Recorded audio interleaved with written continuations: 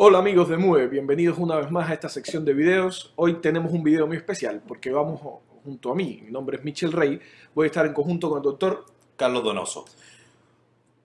Les quería dar una bienvenida y decir que hoy día estamos transmitiendo desde los Estados Unidos, ya que dentro de nuestras rotaciones electivas hemos pasado los últimos 2 meses en Boston, asociado a la Harvard University en el Brigham and Women's Hospitals.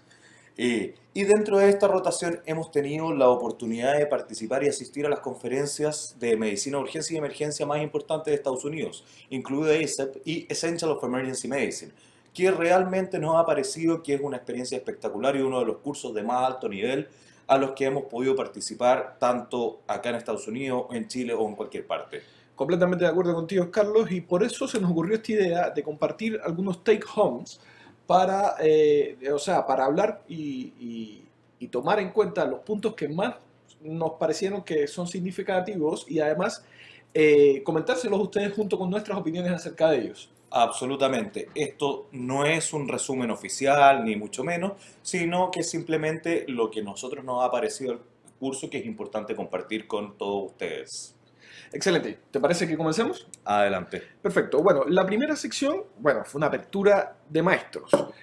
Apertura de titanes. Exactamente, con el doctor Billy Malone, que no necesita presentación en el mundo de la urgencia, Stuart Swadron tampoco, y a todos aquellos que les guste el cuidado crítico del paciente crítico, por supuesto que tienen que conocer a Scott Wenger. Así es. ¿Y de qué trató este tema? Partimos con SmackDown Neurology. Partimos hablando de temas controversiales de neurología, en cual cada uno de estos grandes de la medicina de urgencia daba su opinión y debatía al respecto. ¿Y qué cosa más controversial, Carlos, que en el mundo de la neurología y sobre todo en la neurología en el servicio de urgencia, que el manejo de la presión arterial con el paciente neurocrítico? Absolutamente. Dentro de eso, en la literatura en general y las guías clínicas se nos sugieren diversos puntos de corte para manejar la presión, pero claramente los puntos de corte tienen relación a alguna idea, ya que no están basados en evidencia, sino que ¿cuál es la idea de los puntos de corte? Bueno, la idea es este gráfico que nosotros, por supuesto, nos han golpeado con este gráfico en todos nuestros años de residencia y en nuestro pregrado, en el cual, vemos que el cerebro en estados fisiológicos normales es capaz de autorregular su flujo cerebral. ¿Qué quiere decir esto?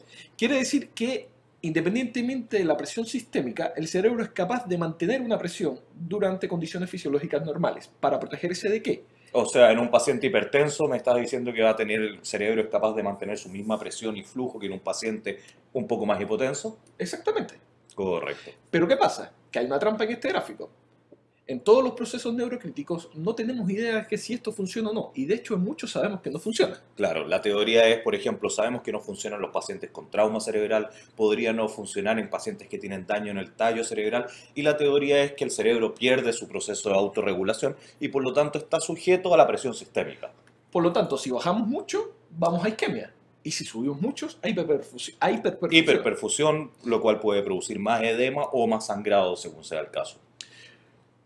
Entonces, el primer caso que se discutió fue en la hemorragia subaracnoidea, donde las guías del 2014, que son prácticamente idénticas a las guías europeas, están de acuerdo con que la presión sistólica debe ser menor a 160 miligramos de mercurio. Y si lo piensas bien, creo que tiene bastante lógica, porque en más, un 90% casi de todo el origen de las hemorragias subaracnoideas es un aneurisma cerebral. Claro, y claramente, si es que en un aneurisma se forma un coágulo y yo subo la presión, ¿qué pasa? Va a haber resangrado, que es la primera complicación que se teme. Pero existe, y esto es importante, otra segunda complicación. Y que es importante a la hora de decidir qué agente vas a usar para bajar la presión. ¿Quieres hablarnos un poco de esa complicación? Bueno, la complicación que puede venir dentro de la hemorragia subaracnoidea es la vasoconstricción cerebral. Y por lo tanto esa vasoconstricción nos puede llevar a isquemia y penumbra, y esa es la otra complicación. Y hay algunos agentes que nos han demostrado a lo largo de los años que tienen algún nivel, son agentes protectores para esto, como es el nicardipino. Exactamente. Hubo en la discusión de este caso, específicamente, y más que la discusión, sino en el debate, decían que, o el doctor Billy Malone hablaba acerca de la necesidad de tener algo titulable. Claro, y eso tenía la relación con lo siguiente. El nicardipino como droga per se es una de las drogas recomendables, ya que es neuroprotectora en el sentido de protegerte contra la Vasospasmo. complicación del vasoespasmo y la contracción, la vasoconstricción cerebral, pero es una droga que baja poco la presión, por lo tanto puede no llevarte a tus objetivos terapéuticos y por lo tanto vas a necesitar agregar una segunda droga. Pero claramente sabemos que si nos pasamos para el lado de la hipotensión, esto puede ser muy malo para nuestro paciente. Y de ahí que el doctor Malon nos recomienda, si vamos a usar un segundo agente, que sea multititulable. Excelente. También el doctor Wenger nos recomienda que aprendamos a usar este medicamento. El nicardipino, sí, así es. Porque si tienes experiencia o lo puedes manejar bien, tu paciente es probable que se beneficie. Y podrías llegar a llegar a los objetivos terapéuticos solo con ese medicamento. Ahora, es importante tanto dentro de la hemorragia subaracnoidea como el siguiente tema que vamos a hablar, que son las hemorragias por hipertensión, toda la literatura dentro de los últimos años apunta justamente hacia que objetivos de presiones de perfusión, de presiones sistémicas más bajos podrían ser mejores. Y eso es justamente lo que se discutió hoy en día. Y asimismo las guías han ido bajando año a año los niveles de presiones que recomiendan, de presiones sistólicas. La hipertensión dentro de un concepto muy interesante que nos planteó el doctor Swadron en la hemorragia hipertensiva es el concepto de la penumbra. ¿Por qué antes no se quería bajar la presión? Es porque se pensaba que había un área de penumbra que se iba a producir isquemia, no iba a tener suficiente flujo si es que bajábamos la presión. Pero ¿qué es lo que nos dice el doctor Swadron? Nos dice que esa penumbra no existe o que parece no existir y que el daño está provocado por la sangre. Por lo tanto, lo que hay que evitar en estos casos, más que la isquemia, esa área de penumbra, es el resangrado. Exactamente. Pero mucho ojo, que quede claro que estamos hablando de que esta área, la teoría de hoy en día es que no existiría esta área de penumbra, pero en los hemorragias subaracnoidea y en la hemorragia por hipertensión. No estamos hablando de los accidentes isquémicos acá, ni los accidentes isquémicos que se convierten en hemorragia. Me parece un punto muy válido, no confundir. Estamos hablando de hemorragia subaracnoidea, déjame recargarlo nuevamente, y hemorragia cerebral hipertensiva. Exactamente. En estos casos, al parecer, esa área de penumbra no está dada nomás por el daño que provoca la sangre en el tejido cerebral. Por así decir, la sangre ahí atonta las neuronas y por lo tanto tenemos que hacer todas nuestras medidas para evitar el resangrado o que sangre más. Y por eso el paciente se podría beneficiar de cortes más bajos de presión. Es importante decir, eso sí, que estos objetivos, estas recomendaciones de las guías de bajo 160 es si el paciente se presenta francamente hipertenso. Porque por otro lado, si el paciente se presenta con presiones de entre 160 y 180, nuestras teorías y lo que nos dice hoy en día, lo que tenemos de conocimiento al respecto y los estudios, es que si está entre 160 y 180, aún así correspondería o podríamos bajarla aún más, acercándonos a los 140 exactamente. Perfecto. Antes de pasar al próximo, que es que va a causar bastante debate, quiero recordar que cuando hablamos de hemorragia hipertensiva, existen 4 sitios. Y esto es súper importante porque a veces se nos olvida y no sabemos... Vemos hemorragia, vemos sangre en el cerebro, pero no sabemos de qué estamos hablando. Hemorragia subaracnoidea, aneurisma, hemorragia hipertensiva. Y supuestamente, y bueno, también lo que nos dice el doctor Swadron, que claramente no necesitamos un angiotaque en la mayoría de las veces para poder distinguirlos. Exacto. Acordarse que son estos 4 sitios de sangrado son los ganglios de la base, el tálamo, el puente y el cerebelo. Exactamente. Y si tienes sangre en esos puntos, estás prácticamente seguro de que no hay un aneurisma. Perfecto. Ahora vamos a entrar en un debate que es interesante. Primero, es una droga ampliamente discutida. Absolutamente. Nosotros no estamos tan expuestos, pese a que son recomendación... Vamos a entrar en más detalle de eso después, Michel. Pero... Sí, tienes toda la razón. Entonces, bueno, ¿cómo actuamos con los líticos, los candidatos a líticos? Estamos hablando de accidente cerebrovascular isquémico. Exacto. Un paciente que cumple con todas las recomendaciones, cumple con todos los criterios de inclusión y no cumple con ningún criterio de exclusión, es candidato a lítico, pero estamos hablando de ese paciente que se presenta sobre 185 de presión, que ese sería su único criterio de exclusión. ¿Damos o no damos el lítico?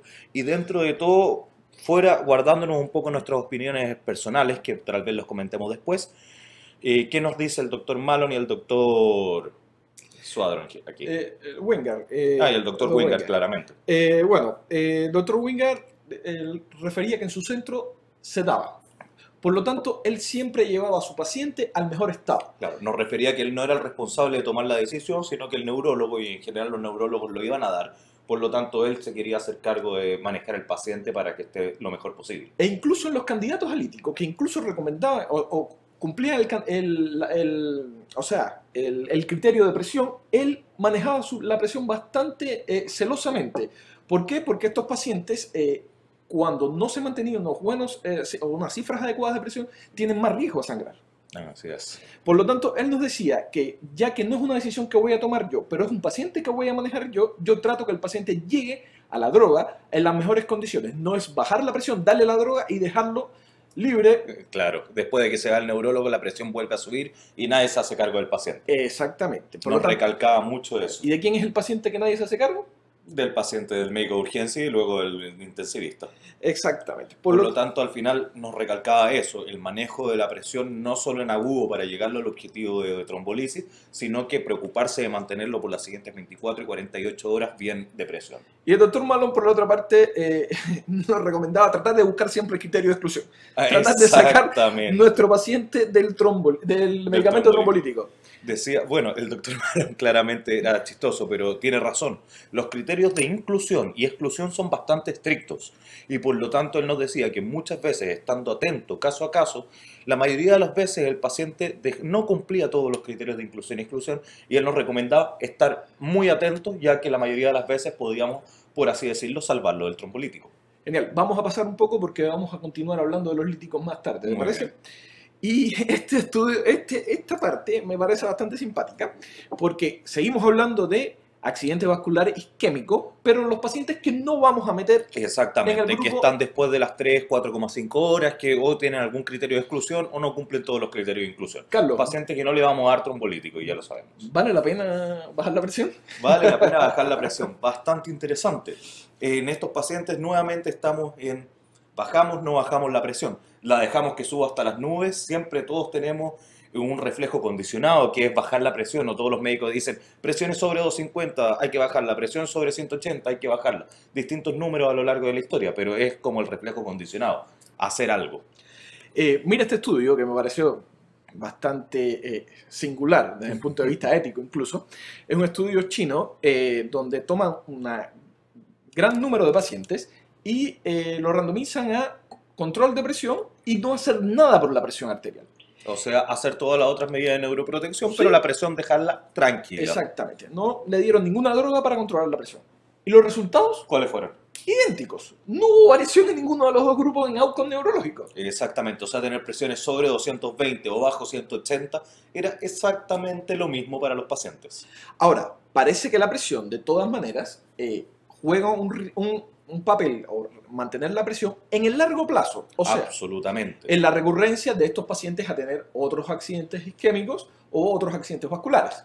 Ahora, yo creo que más allá que la presión en sí, claro, tenemos evidencia evidencia antigua, eso sí, que nos demuestra que los pacientes, cuando logran controlar su presión, en el largo plazo, a los 6 meses, tienen menos mortalidad. Pero también tenemos otra evidencia, si bajamos mucho la presión o hipotensamos a un paciente en agudo que tiene un stroke, tiene peores resultados. Por lo tanto, ¿tenemos que bajar la presión? Sí, pero al parecer no hay diferencia si lo hacemos los primeros días, incluso hay riesgo si lo hacemos los primeros días. O sea, resumiendo un poco, en este tipo de pacientes no tenemos que ser agresivos con la presión. Vamos a usar un agente que dure o que actúa en la presión en el largo plazo. Pero no nos vamos a volver locos en tratar de ponerle la betalol o tratar de ponerle algún tipo de droga que actúe inmediatamente. Por ningún motivo. Yo creo que eso contrae mucho más riesgo. Y más aún, al final el control en el largo plazo de este paciente es controlando todos sus factores de riesgo. O sea, no solo la presión. Evitar que se hipertense, tratar de engancharlo y que tenga un buen seguimiento, controlar su diabetes, etcétera, etcétera, etcétera. Y en el último, está el stroke isquémico, donde secundario a una causa. Exactamente. Este último caso nos habla básicamente de los pacientes, por ejemplo, que tienen un infarto y en paralelo empiezan con síntomas neurológicos o tienen una disección aórtica y todos sabemos que la disección aórtica por contigüedad puede hacer disección vertebral y empieza con síntomas neurológicos. Y es principalmente este caso que se da la dualidad, bajar mucho la presión de un paciente con un stroke isquémico o con síntomas neurológicos puede ser malo, pero no bajar la presión de una disección aórtica es mortal. Entonces yo creo que, o sea, escuchando al doctor Malone, a Stuart Swadron y a Weingart, yo creo que todos estuvieron de acuerdo en este punto. En que el 15% de reducción es ridículo. Y que hay que tratar la causa. O sea, en este caso el stroke es secundario. Exactamente. Por lo tanto, tienes que tratar la causa que te está desencadenando este déficit neurológico. O sea, sea agresivo, baja la presión. En palabras del doctor Malone, Big Red is first. Exactamente. O sea, la roja grande, o sea, la arteria aorta, si es que no reduce la presión de la arteria aorta, lo va a matar. Exactamente. Bueno, ahora vamos a profundizar en el tema que sabemos que es bastante controversial y que fue la segunda parte de, o sea, la segunda parte no, el tema la que continuación del Neurology. Accidente vascular isquémico y trombolíticos. La mayoría de los trombolíticos. La belleza de los trombolíticos. ¿Qué pasa con los trombolíticos? Y te voy a dar mi opinión que me parece que, o sea, que coincido con Stuart. El problema es que estamos acostumbrados a tener una droga mágica que nos resuelve todos los problemas y no le hacemos caso a otras cosas. Yo creo que eso tiene que ver con nuestra necesidad como médicos de hacer cosas, de tratar, de necesitar de acción, de necesitar una causa-efecto. Y si te pones a pensar, lo único que estadísticamente ha demostrado que cambia el outcome neurológico son las medidas de neuroprotección. Así es, de hecho, si uno ve todos los estudios anteriores a los trombolíticos, lo que realmente produjo un quiebre en la mortalidad y resultado de los pacientes fue el instaurar unidades dedicadas a stroke que se dedicaban a hacer esto que vemos acá en la pantalla, pero de manera estricta y regulada. Y eso fue lo que produjo un cambio en verdad en el resultado de los pacientes. Ahora, quiero hacer un alto acá que también lo mencionaron en la conferencia, y es que muchas veces vemos que los pacientes con con enfermedades que se repiten bastante en el centro de urgencia, vienen con indicaciones empaquetadas, como que una le sirve a todos. Y Swadron hablaba de que si tienes un paciente anticoagulado y que tiene un stroke isquémico, y que por supuesto le vas a quitar el anticoagulante, ¿le vas a dar aspirina? O sea, ¿le vas a quitar lo único que está haciendo que ese paciente pueda tener algo de coagulación? Claro. Por lo tanto, no ser mecánico. Si ves que tenemos un paciente anticoagulado, no le des la aspirina o no le des la full dosis porque le estás de forma irreversible bloqueando sus plaquetas. Absolutamente. Ahora, incluso un poco más allá de eso, recalcar que una de las cosas que dentro de la conversación de la presión y la conversación del stroke, una de las cosas más importantes a tener en consideración siempre es el tema del paciente anticoagulado. El paciente anticoagulado, ojo, tenemos que revertir los anticoagulantes. Exactamente. Y esto es un reto para todos nosotros que trabajamos en el sistema, en el servicio de urgencia. La imaginación de la farmacología no tiene límites y se están inventando cada día más anticoagulantes. Exactamente. Desgraciadamente no a la misma velocidad que los agentes que revierten esta anticoagulación. Así es. Pese a que de repente estos agentes se empiezan a utilizar porque tienen algún menor índice de sangrado y hemorragias menores, aún así existen. Y el problema es que no tenemos mecanismos para combatirlos. Exacto. Así que es un reto que se nos viene, chiquillos. Bueno, aquí tenemos dentro del tema de los trombolíticos y el stroke. Hoy en día tenemos una recomendación tanto por las sociedades americanas como en las guías chilenas, tenemos la recomendación tipo A de que pacientes que dentro de las primeras 3 horas se les debe dar el trombolítico. Y una recomendación tipo B que entre las 3 y las 4,5 horas también se les debiese dar. Es de menor fuerza, pero se les debiese dar. Ahora, hay que tener claro y clarísimo que todas estas recomendaciones están en base a números muy pequeños y por lo tanto a criterios muy, muy estrictos de inclusión y exclusión. Y la gran mayoría de los pacientes no los cumplen. Déjame meterme entonces. Quiere decir que está basada en una evidencia que es mala. Malísima. Y además en unos criterios estrictos. Exactamente. Que en la realidad se cumplen. La minoría de las veces se cumplen, la verdad, y por lo tanto la mayoría de las veces que se le está dando trombolítico a los pacientes, se le está dando a pacientes que no entran en los criterios. Entonces, explícame un poquito esto.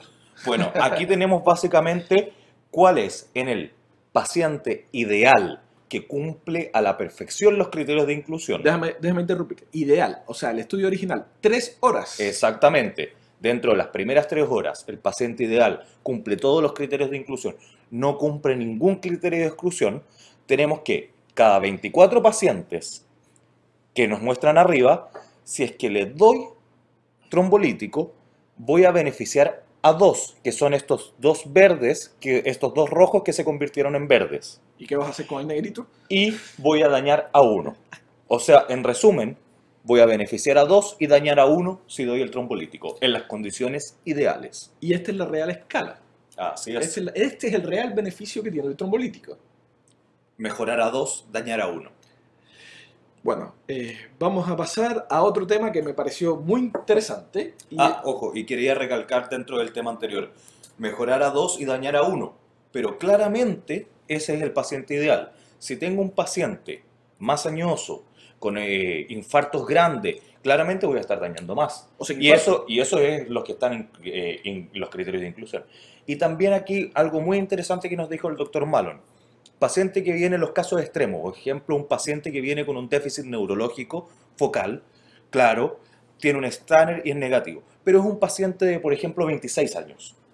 Lo más probable es que ese paciente sí puede tener un stroke, de acuerdo, pero lo más probable es que no lo tenga.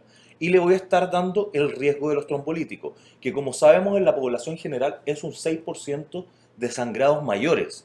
Tal vez en este paciente de 26 años sea un poco menos, pero no creo que baje del 3% de sangrado mayor, de sangrado intracerebral. O sea, estamos hablando de algo bastante grave. Entonces, en este caso y en estos casos extremos, claramente empieza a ser más relevante tener evidencia de que tiene stroke. No nos basta un escáner que no muestre sangrado. Y estos son los casos en que podría ser muy importante el tema de las resonancias.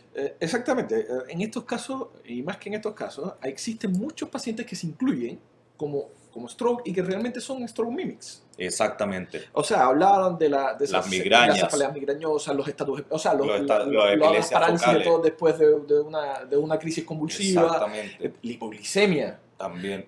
O sea, ¿qué pasa? Que cada vez que tratamos de hacer las cosas mecánicas y no pensamos en el paciente y no lo abordamos de la forma que sabemos, vamos a cometer errores. Y sobre todo cuando estamos hablando de márgenes tan pequeños como este. Mejoramos a 2 y dañamos a 1. Por lo tanto, desgraciadamente no existe una droga milagrosa más que los cuidados. Exactamente. Y yo creo que esto también es de conversar con tu equipo de neurología y de hacer protocolos importantes. Conocer la opinión de tu equipo de neurología, que ellos conozcan tu opinión pero y poder trabajar en conjunto. Eso es para mí la piedra angular de este tipo de pacientes.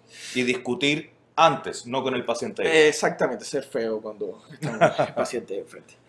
Bueno, ahora este tema también me pareció bien interesante porque Buenísimo. Existe una nueva clasificación de TIA 2014 y que, bueno, Stuart decía, odio las nuevas clasificaciones, pero dice que esta le gustaba, y le gustaba por 2 simples razones. Primero, porque hace la analogía. Primero, porque se dieron cuenta que estábamos metiendo en el saco de tías muchas cosas que no eran tías. No tías, sobrinas, primas. O sea, que eran en verdad accidentes cerebrovasculares. Exactamente. Con la llegada de la resonancia magnética, se dieron cuenta que existían pequeños accidentes vasculares que estábamos metiéndolo en el saco de los... Exactamente. Y también es muy interesante porque se demostró que el riesgo era completamente distinto de alguien que tenía los pequeños cerebros accidentes versus los que no. Explícanos un poco la imagen que tenemos acá, Michelle, que es muy interesante. En el esquema me gustó porque, bueno, el infarto es infarto y él lo tratan de relacionar siempre ¿con qué? Con la isquemia coronaria. Exactamente, que es lo que más manejamos. Que es lo que más manejamos y es lo que nos sentimos cómodos manejando. Y el stroke lo compara con un infarto entablado. Accidente cerebrovascular entonces igual a infarto miocardio. Con supra. Con supra desnivel del ST.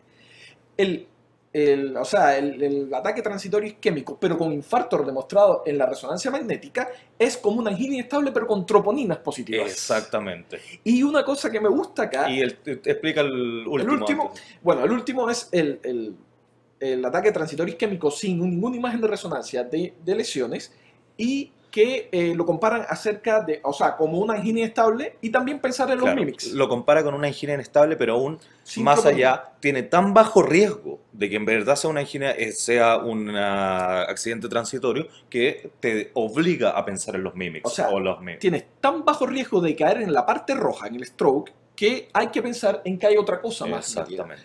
Y otra de las cosas que decían, que ellos comparaban las imágenes con la troponina Exactamente. Para la la- resonancia con las troponinas. la resonancia magnética, básicamente aquí.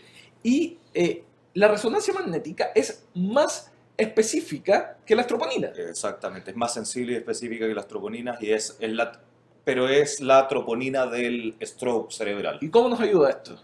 ¿Cómo nos ayuda? Nos ayuda a clasificar el riesgo, porque ¿qué pasaba antes? Antes paciente con TIA, la gran mayoría terminaba hospitalizado. Exactamente. Y dentro de tenemos que pensar en el riesgo y el mecanismo con la parte nueva que tenemos ahora. Exactamente. Y cada vez que mencionamos riesgo en TIA, ¿qué vamos a buscar? ¿O qué buscamos? La escala. La escala ABCD al cuadrado, la cual, si se fijan, Esta es la escala con la que nos manejábamos típicamente, solo con un escáner, paciente con síntomas, un escáner, y el escáner no tenía nada. ¿qué paciente cae en el bajo riesgo? Dentro de, bueno, explicando un poco cómo se usaba la escala, básicamente esta escala nos decía que si este paciente estaba en bajo riesgo, lo podíamos dar de alta y hacer todo el estudio ambulatorio, versus si estaba en riesgo moderado o alto, es un paciente que tiene un riesgo de hasta 6% de mortalidad o accidente cerebrovascular en 7 días. Por lo tanto, eran pacientes que se iban directo hospitalizados con estudios invasivos y con estudios rápidamente tratando de buscar causas corregibles. Pero la verdad es que, si, como bien dijiste, ¿qué paciente cae en el bajo riesgo? ¿Qué paciente cae en el bajo riesgo? O Casi sea, ninguno. tiene que ser un paciente que llega con algún síntoma de TIA, pero que sea menor de 60 años, totalmente normotenso en su consulta a la urgencia, su TIA haya durado menos de 1 hora, no tenga diabetes. O sea, son muy pocos los pacientes que podíamos dar de alta. ¿Pero qué pasó? Llegó la resonancia magnética. La resonancia es muy ¿Y qué interesante. nos hizo la resonancia magnética? Se ve un poco borroso, disculpen, pero fíjense en... El cuadro de abajo, el cuadro de arriba es el Exactamente. mismo caso anterior, el cuadro de abajo es el la no. resonancia magnética. Fíjense en el grado, o sea, el más severo, de 6 a 7 puntos. ¿Cuál ¿Qué es su riesgo riesgo a de los 7 mortalidad? días? A 7 días, 0.4%. Uh, Y a y a, ¿cuál o es sea, el límite cuál es el superior? límite superior a 7 días? 2%. O sea, la verdad es que cambia completamente. Si tengo ahora un paciente que llegó con síntomas de TIA, que tiene una resonancia negativa, prácticamente no importa el nivel de riesgo. A todos estos pacientes con resonancia negativa yo los podría dar de alta y que se controlen con neurología dentro de los próximos 7 días para su estudio. Exactamente. ¿Por qué? Porque el riesgo es tan bajo Así es. con resonancia negativa que... Ahora, A todos los puedo estudiar de forma ambulatoria. Claramente no estoy diciendo que los puedo mandar a la casa y que no se controlen nunca más. Sí necesitan controlarse con neurología dentro de la semana, cosa de que hagan cualquier workup si es necesario. resonancia magnética no tenemos en casi ningún sitio. Por desgracia. Por lo tanto, ¿qué te parece en el estudio de estos pacientes y cómo se puede conducir el estudio de este paciente y qué cosas hay que pensar cada vez que estemos en presencia de un TIA en el cual hacemos escáner, que la mayoría de los servicios de hospitales públicos Tienen de Chile escáner. tienen escáner? Y bueno, por supuesto va a caer en un riesgo intermedio, por supuesto quizás lo... El riesgo lo sé de antes, la verdad, porque todos los parámetros, el ABCD2 son Claro. todos parámetros de historia clínica, por lo tanto, antes de mandarlo incluso la imagen, yo sé si el paciente es de bajo, Por supuesto. mediano, moderado o alto riesgo. Si es de bajo riesgo y tiene un escáner sin nada, yo sé que lo puedo mandar a control con neurología de forma ambulatoria dentro de la semana. Pero para los otros pacientes, la parte que más cambia dentro del examen o dentro de son las causas corregibles que tenemos son principalmente dos, y son los trombos o las estenosis carotidias y la fibrilación y arritmias auriculares. Por lo tanto, mirar el cuello y mirar el corazón. Así es, cualquier paciente con TIA tengo que mirar el cuello y el corazón. Y de hecho por ahí el doctor Wenker nos planteó opciones bastante interesantes que nosotros ya la habíamos discutido más de alguna vez, que es un paciente, si yo no conto con resonancia, poder hacer el escáner de cerebro Pintarle y el hacerle un angiotac de arterias de cuello. Con eso ya descarté o confirmé una de las causas reversibles y que tiene mayor impacto en la cantidad de muertes y accidentes cerebrovasculares futuros. Y fuera de eso, mantenerlo monitorizado en todo su estadio de urgencia y electro y ver que no tenga una fibrilación auricular. Y esas son las dos causas mayores donde podemos tener gran impacto. La otra causa, que es muy importante, al igual que el manejo del accidente cerebrovascular, lo que más influye es la unidad neurocrítica, la gente especializada en manejar las cosas generales, es el manejo especializado de las cosas generales en este paciente. Exactamente. Por lo tanto, el manejo del TIA se resume en esta diapositiva, donde nos recomiendan nunca elevar la cabeza en estos pacientes. ¿Por qué? Porque yo quiero perfusión. O sea, si estoy sospechando que el paciente puede tener una oclusión de la carótida, no le voy a disminuir la perfusión. No estoy pensando en mejorar el retorno venoso, sino que estoy pensando en mejorar el perfusión. output. No estoy hablando de presión intracraneana, estamos hablando de perfusión. Monitor cardíaco, estos pacientes, por supuesto, la causa puede haber sido una arritmia. De hecho, es una de las causas reversibles o tratables.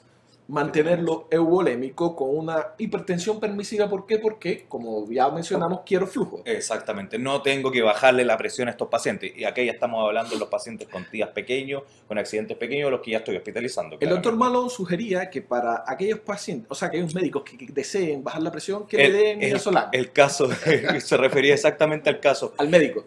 A la enfermera o al médico que está a tu cargo, de repente otro residente, el interno. Doctor, el paciente está con 200, ¿qué le vamos a dar? O doctor, el paciente tiene 180 de sistólica, ¿qué le vamos a dar algo? Denle un Amparax a la persona que te está preguntando diciendo eso cada 5 minutos. Exactamente. Por otra parte, ya lo habíamos mencionado, el electro es mandatorio, la neuroimagen por supuesto, la aspirina también, y investigar las causas tratables. Acuérdense esto, porque es importante, son dos, no hay que aprenderse muchas. O sea, hay más, pero estas son las dos que tienen un impacto real y tenemos algo que hacer al respecto. Esto es modificable, y si lo modificas, tu paciente va a cambiar. Y si no lo ves, tu paciente va a sufrir. Va a sufrir mucho, o va a morir. Mira el corazón, mira el cuello. Así es. Bueno, esto fue la primera sección, espero que les haya sido de utilidad. Nos vemos en un próximo encuentro. Muchas gracias por escucharnos. Muchas gracias a todos. Esperamos verlo en los siguientes episodios de nuestros Take Home Points of Emergency Medicine. O en castellano, nuestras aventuras por San Francisco. Chao. Chao, chao.